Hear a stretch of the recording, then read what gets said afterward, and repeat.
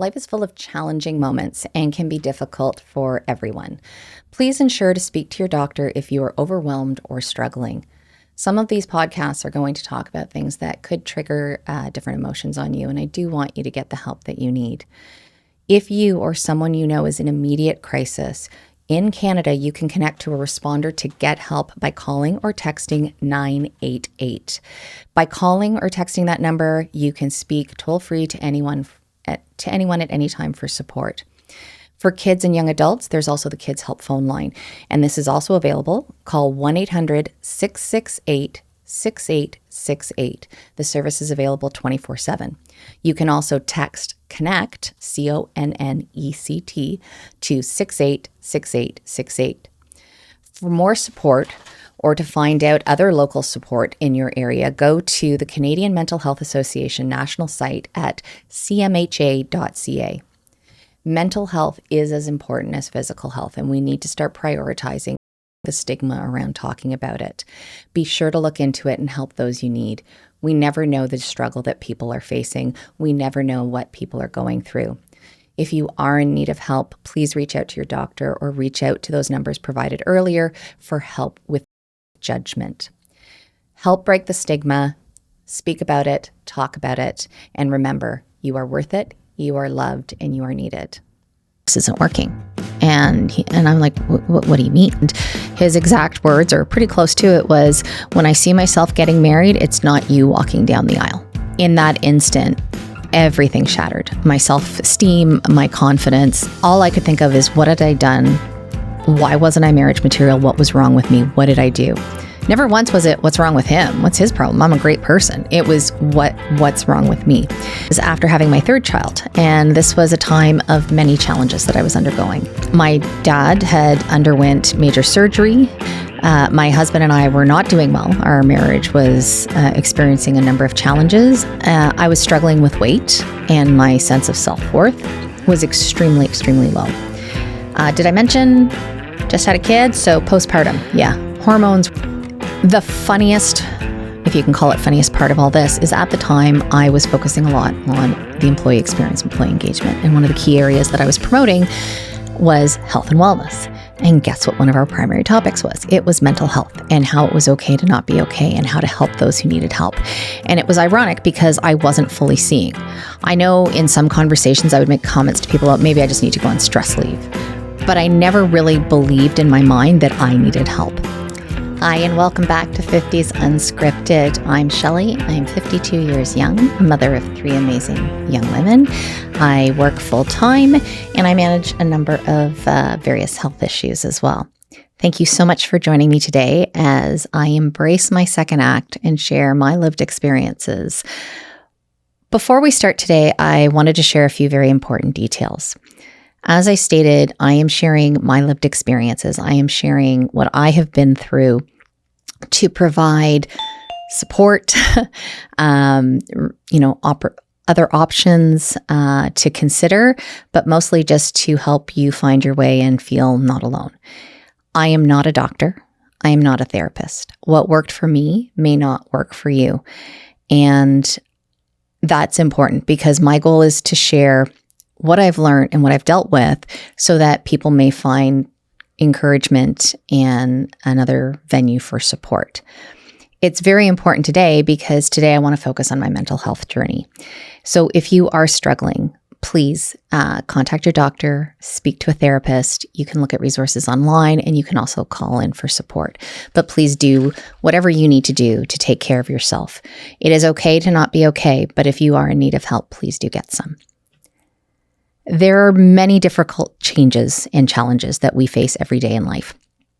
Some are specific to a certain situation. So maybe we're moving, or we're changing jobs, or we're graduating high school and moving out and going to university. It could be a stage of life, getting married, having kids, losing a loved one. Others can be the result of trauma or ongoing intense challenges. Some could be that some people are just wired a little differently, and the way they deal with stress and manage emotions is a little different. And there are other circumstances that we can't prepare for, natural disasters and things like that. So there are many, many things that happen throughout and we all deal with it differently. And that's part of what makes each of us so unique, and why we should always remember to be kind and understand that we have no idea what the person behind us, in front of us, beside us is dealing with. So I'm a big person who doesn't like to honk the horn, because I never know what's going on in that person's mind. They may be distracted, not intentionally. There could just be something they're dealing with. So be kind if someone's sitting a little longer at the green light than they should. I am a very strong supporter and believer that mental health is just as important as physical health. Wasn't always. I didn't connect the two. I didn't understand the linkages, but they are both equally important and should be treated by everyone. You don't have to be diagnosed with a mental health disease or illness to get mental health. Everybody should be practicing some form of self-care. Some sort of reflection, some sort of pause to refresh and reset, recognizing that there are circumstances where we will be upset, where we will be more stressed out, and to find ways to cope with that, whether it's making personal time for yourself, whether it's meditation, prayer, any other kind of spiritual practice, but do something, learn a new hobby, even just do something to help you take care of yourself. And that ties into your physical health, because it's not just about getting exercise. It's not just about eating well. It's about taking care of you mentally. One thing I have come to accept is that hindsight is always 20/20. And it doesn't mean I could have avoided or changed what I went through. It doesn't mean that had I done things differently, well, yeah, of course, if you've done things differently, who knows what the outcome would be, but it doesn't guarantee. Looking back and saying, well, if I'd done this, maybe. It's still a maybe. But what hindsight does provide is an opportunity for us to reflect and think about what we've done. And it may not have always been what was best for us. So how do we deal with that? What things did we do successfully? How did we cope with those situations? For myself, one of my biggest triggers, or depending on how you want to talk it, the inner critic, what they love to do, or the brain boss. But one of my big things is that I get very anxious if I feel that people don't like me, think poorly of me. I am a 100% people pleaser. I want everybody to get along. Who am I with is what's most important to me. I have fears of being unwanted, unliked, unlovable, not needed, unnecessary. And that is a huge form of self-doubt for me. And it took a long time to realize some of that. It took a long time to understand, and a lot of therapy and a lot of talking. After years of therapy, I have learned various coping skills to address these fears. I have begun more and more practice on self-care, so meditation, breathing exercises, grounding exercises, which I've talked about before as well. And I have used these coping skills to reduce how these fears can affect me and the emotions that I can have.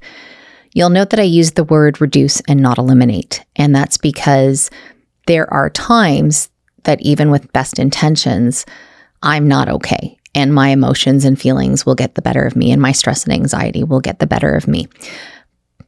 I am able now, though, with those coping skills to reduce how many times that happens and to have less struggle as I try and focus. I've been dealing with this from a young age, even though I didn't really know it. There are times where I did or said things so I wouldn't upset one group or a person and ended up alienating other people. There are times where I just had a general feeling that everybody was disappointed in me, that I wasn't good enough. And it was all different people. Sometimes it was my teachers, sometimes it was friends, my siblings, my parents, relatives, even strangers, people I worked for. High school was probably where, looking back, that it started the most. And I just never felt like I fit in. So any of my high school friends who are watching this are probably going, what the heck is she talking about? I was, throughout my high school, involved in student council. At one point, I was the president of student council. I was involved in drama. I was involved in music. I was involved in the dance committee, the grad committee, the yearbook committee. I was involved with the newspaper. I got along with teachers. I got along with students. I volunteered. So again, it looked like everything was great. And behind the scenes, I couldn't do enough to make myself feel better. I always felt like I wasn't enough. I always felt like I just wasn't a good enough friend. I always felt like I wasn't successful enough. And then I would start to spread myself too thin, and I would struggle, and my grades would come down, and I would disappoint my parents, or at least that's how I felt. I would, focus on fixing one friendship and spend too much time with one person, suddenly realize, oh no, did I offend this person? And I would react because I didn't understand these things that I was going through. I was jealous and envious of a lot of my friends who could have really happy, healthy relationships. I did have relationships, but I spent a lot of my high school years single, and I didn't have a date for a prom. Why wasn't I good enough? What was wrong with me? And it was really hard when I saw my friends and my siblings all what appeared to me to be having the best life. Remember, we never really know what other people are going through, but we start to make these stories in our heads. And throughout that entire time, I never intentionally or consciously thought about taking my life. Never sat down, formalized plans or anything. But I always wondered, what if I had, gone to a different school? What if I had done something differently? What would life be like if I moved on, if I moved to another place, if I wasn't here? And one summer, and very, very few people know this story, but one summer I was at home. I was working full time. So my mom and my sisters had gone to Nova Scotia to visit family. I couldn't go for the month-long vacation because I was working. My dad was either working or he was out helping one of the neighbors in the field. And I got a lot of migraines growing up. So I had a really, really bad headache that day, and I had the bottle of Tylenol there, and I was going to take one. And I just remember for a very split second just thinking, I wonder how many it would take. And then I shrugged my shoulders, took my one Tylenol, put the pill bottle away, and went to bed. And I never thought about it again. I just figured this is normal. Everybody goes through this. This is what being a teenager is like. This is the angst that we all explore and discover. My first real realization that I needed help to cope with my emotions was shortly after graduating from university. I'd been in a relationship for a few years and was under the impression things were getting serious. I was working on my second job in Toronto, living on my own. I think one of my sisters with me for the summer. And I had been, as I said, I'd been with someone for a while. We'd just recently introduced our parents to each other. So thinking it's going pretty well. And one day he just turned to me and said, yeah, this isn't working. And I'm like, what do you mean? What are you talking about? And his exact words, or pretty close to it, was, when I see myself getting married, it's not you walking down the aisle. And in that instant, everything shattered. My self-esteem, my confidence. All I could think of is, what had I done? Why wasn't I marriage material? What was wrong with me? What did I do? Never once was it, what's wrong with him? What's his problem? I'm a great person. It was, what's wrong with me? And if you remember early on, I talked about my goals. So early in life as a kid, I wanted to be a teacher. I wanted to be married. I wanted to have kids all by 25. Let's just say I was pretty darn close to 25 at this point. And on top of all this, while I was dealing with this breakup, I had an appointment with a specialist who informed me that I had lupus. And so during that meeting, we reviewed what the treatment was going to be, so the medication I was going to take, the symptoms I should look for, the risks, the complications. And as I was young, we discussed other impacts, like future, like how can it change? What can it do? And the potential challenges with having kids could be a problem. Not that I can't have kids, but that it could be a problem. And in one fell swoop, I felt like my whole world had fallen apart. I didn't get into teachers college, so I wasn't a teacher, and I had no intention on going back at this point.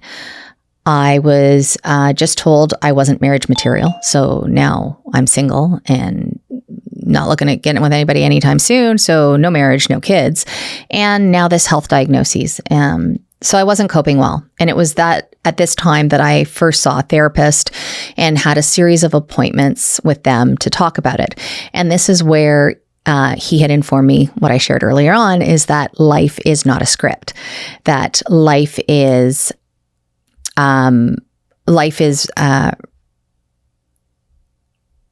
a TV show. It's not a movie. It's unscripted. And we don't see everything that goes on there.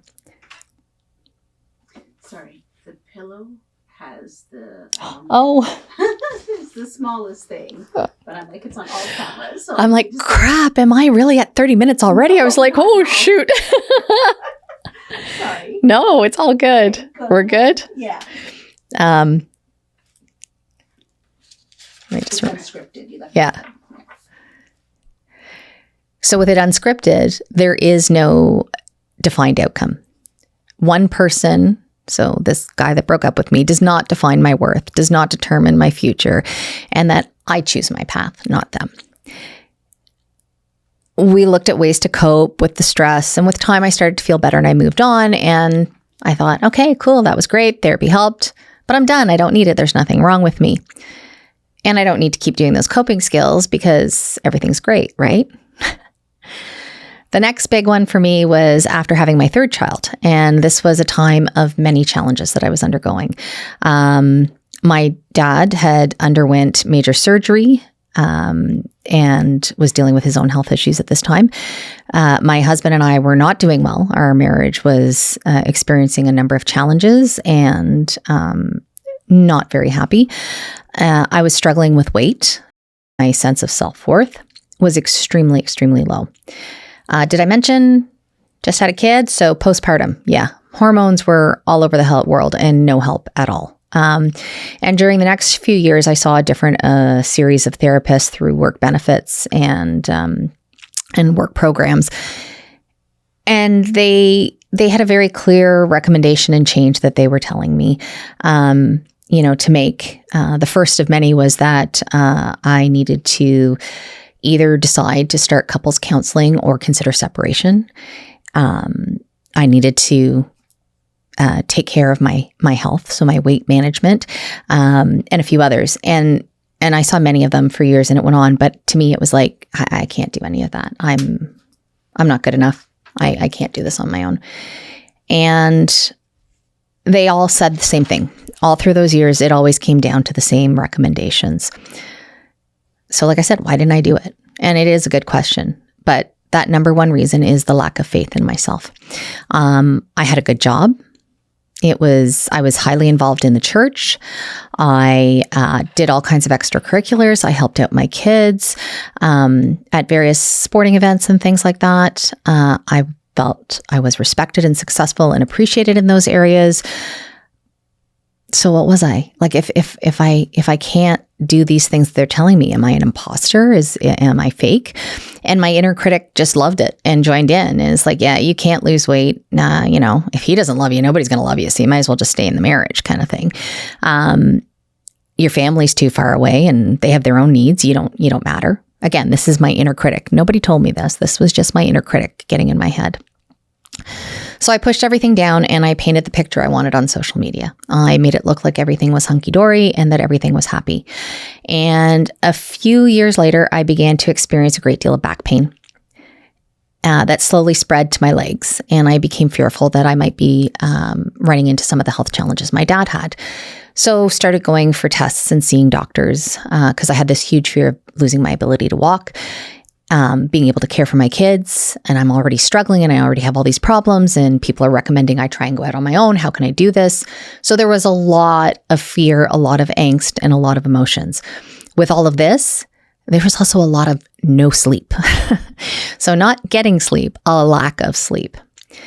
I had started physiotherapy and nothing was working and my physical health kept deteriorating and it was getting worse and it was spreading, which was just making my mental health spiral. So after 2 years, I was told I may just have to learn to live with it. That's what my family doctor said. You may just have to learn to live with the pain. And I felt hopeless. Everything was full off the rails at this point.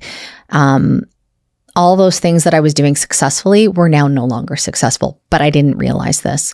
I was sick a lot and missing a lot of work, which meant I was falling behind on things. In my mind, I was still getting stuff done, but the quality of the work I was doing wasn't there. There were times where I would be working on something and I'd be reading. So just reading something that should only take an email, right? And I'd have to read it like 10, 15 times to understand what it was. I would sit in meetings and listen and leave the meeting and not remember what we had been dealing with. I couldn't remember the tasks that were being assigned. It would take me 3 to 4 times the amount that it usually would to write a document. So in my mind, I was still getting work done, but the length of time it was taking me was getting longer and longer. What got worse is that I was becoming forgetful. I would overlook things. And because I now was rushing through stuff, I would misunderstand. So I would mix up meeting times and meeting dates. And it became a problem. The funniest, if you can call it funniest part of all this, is at the time I was focusing a lot on the employee experience, employee engagement. And one of the key areas that I was promoting was health and wellness. And guess what one of our primary topics was? It was mental health and how it was okay to not be okay and how to help those who needed help. And it was ironic because I wasn't fully seeing. I know in some conversations I would make comments to people about maybe I just need to go on stress leave and they can figure things out. And maybe I just need to go on stress leave. But I never really believed in my mind that I needed help. I was seeing my doctor and the doctor was telling me, I think you need to go on some medication. No, I don't want any medication. I take enough other stuff. I don't want to take any medication. I think you maybe should consider taking some time off work. No, there's a lot of change at work. I need to stay there and I need to keep doing a good job. Again, not realizing that my work was suffering. I need to keep showing them what a valuable employee I am. I can't take time off work. I got to be there. I got to be there dealing with this change. So after 2.5 years of this, I did get a diagnosis. I was diagnosed with fibromyalgia, and it was a huge relief because I started to get treatments. But then 5 months later, I ended my marriage. We were getting a separation. So again, we're back to trying to figure everything out, deal with the change at work. I'm talking to counselors. I'm dealing with lawyers. The stress was mounting. I was truly spiraling. I was louder than I needed to be. I was angrier than I usually was. I had no patience. I was thinking everything was fine, but everything was quietly falling apart.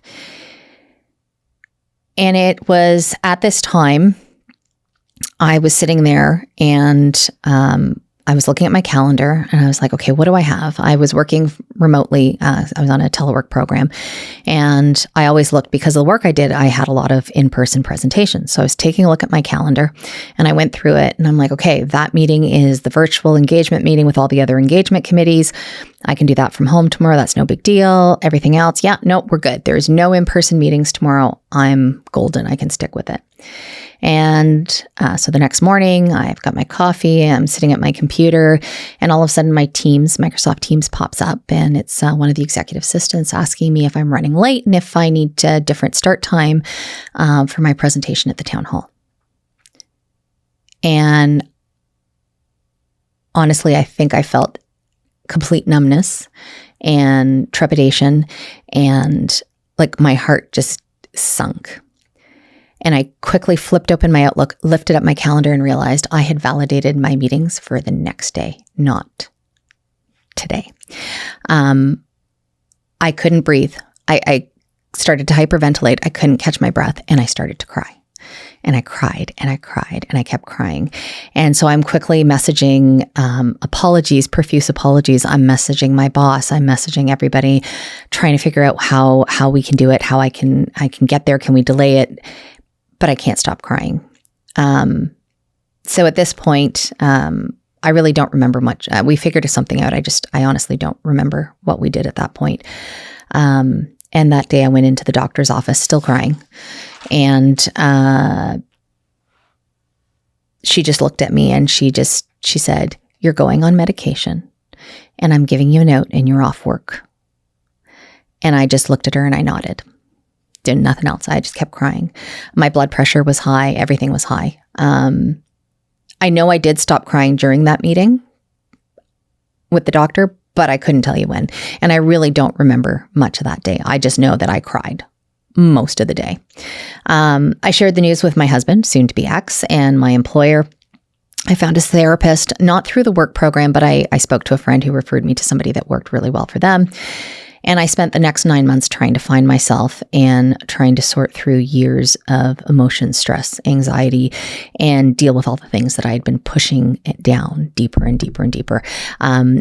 We used cognitive behavior therapy to really focus on, what I was feeling and what I was doing. So reflecting back. And it's not about, oh, well, this happened to you when it's not that. It was just about things in life. We form certain ideas and thoughts, and why do we form them, right?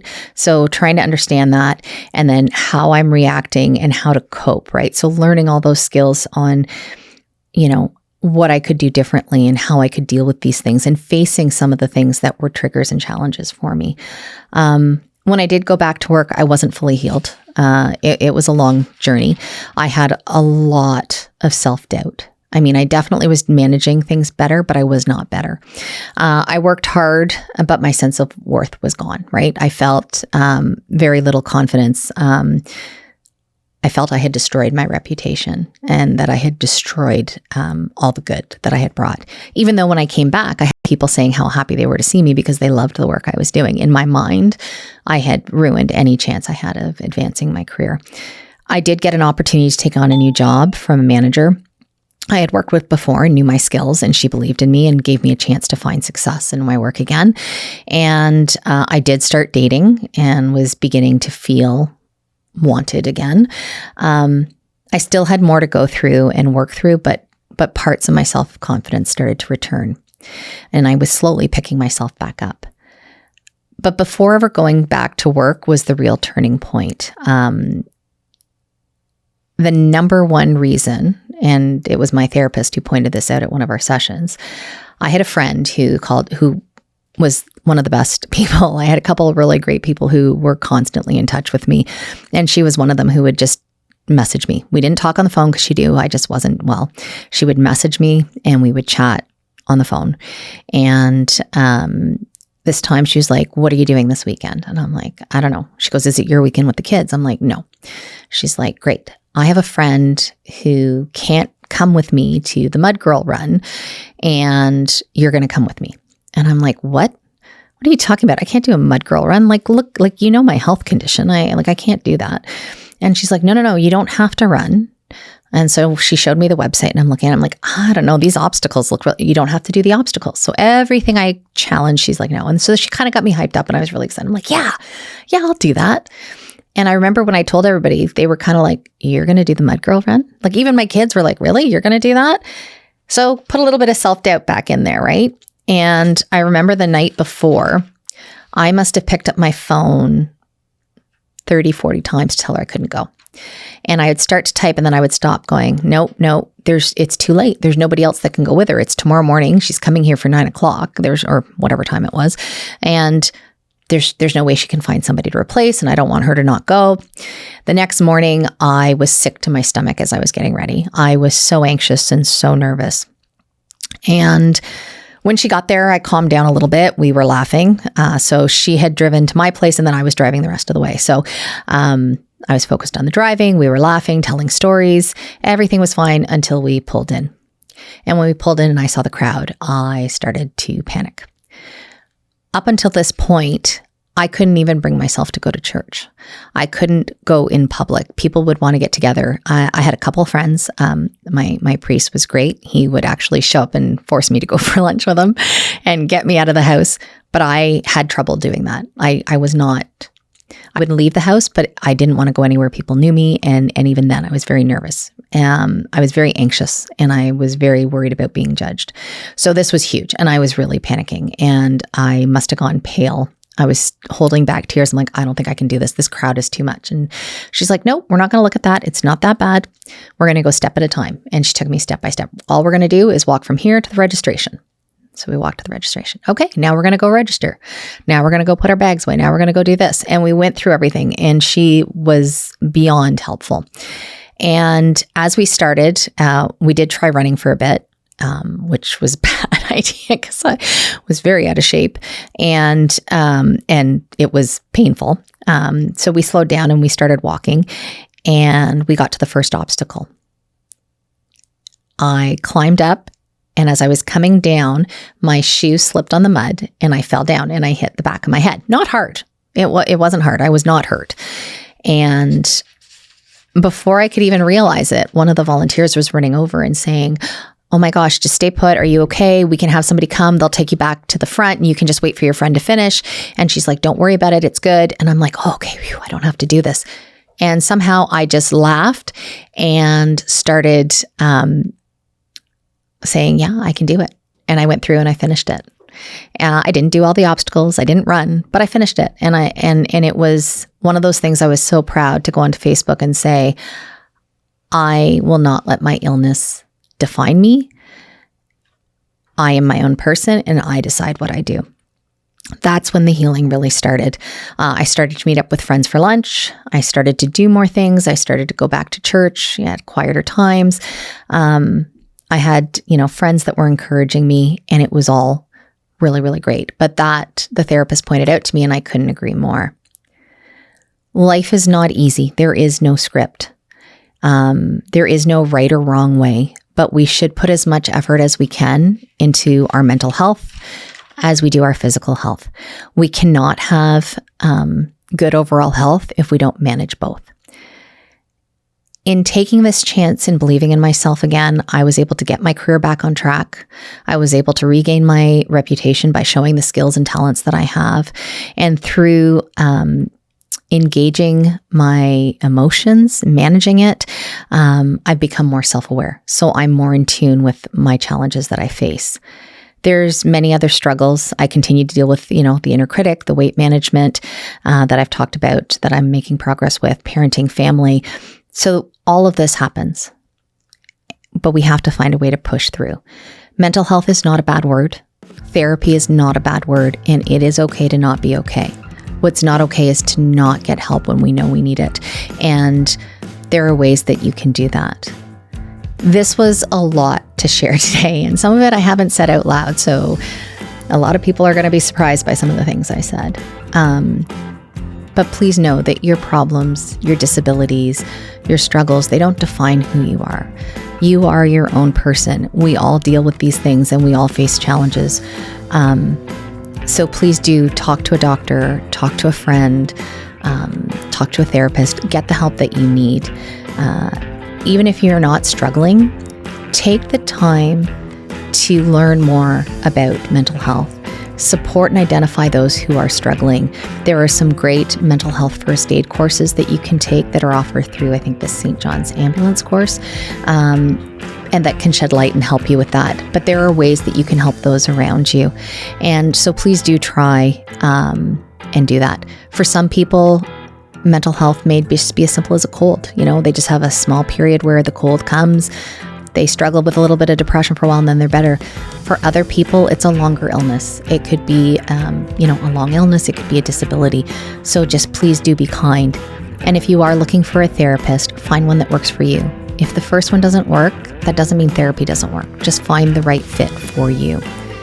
Thank you again so much for joining. I hope you enjoyed it. I hope you found something useful. If you did, please make sure you like and subscribe so you never miss a future episode. And please do remember, you are worth the investment. So please practice self-care, and we will see you soon. Hey, you're still here. Have you checked out the next episode? It's a really good one. Lots of great stories. I think you should check it out. You'll enjoy, and make sure to subscribe so you get notified when new ones drop.